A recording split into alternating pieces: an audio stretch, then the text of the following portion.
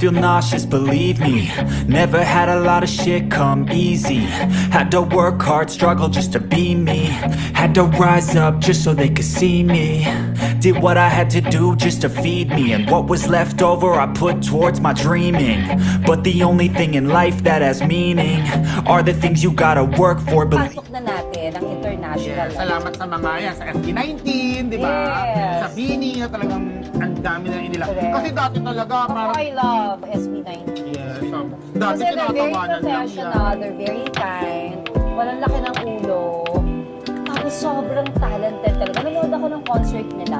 Oh, Kasi nanonood ako. Tapos usually kasi sa totoo lang, ito baka nanonood sila, SB19. I love you, Justin. Alam nila na I'm a fan, promise. Pwede mo ipasok ko dyan, abe. Nanonood ako ng concert. Usually kung nanonood ako ng concert, minsan nga hindi pa ako yung alam mo yung taas balahibo, parang ganyan. Or kung magtataas balahibo man ako, siguro pinakamarami na isa, dalawa, or wala at all. Ito siguro mga 4 or 5 times akong tumataas. Ito ngayon, kinakausap ko tumataas balahibo. Naalala mo yung feeling. Kasi napakahusay nila. Tapos the whole production, even yung mga, W3 dancers, yung mga dancers na SB19, tapos SB19 mismo. Tapos ang isa pa na medyo na touch ako, yung support at saka love ng mga fans, ng mga Filipino Diba fans ang mga ng 80s? SB19.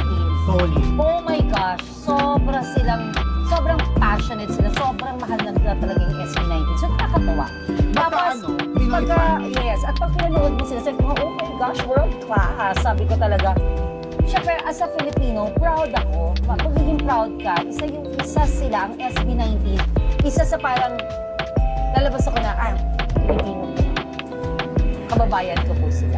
Diba? Si Justin po mapapangasak. Ayan, diba? Si Justin, si Ken, si Stel, si Pablo. Pablo, at saka si Josh.